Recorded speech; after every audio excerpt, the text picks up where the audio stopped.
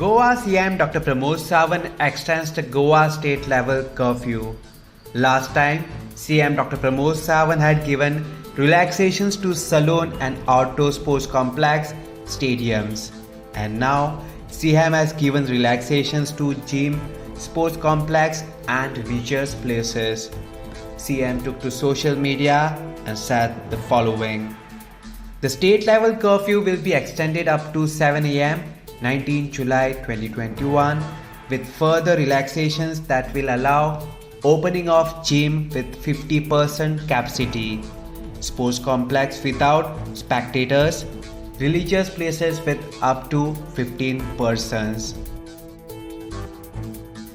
Subscribe to Goa First News and Entertainment channel and click on the bell icon and never miss any update.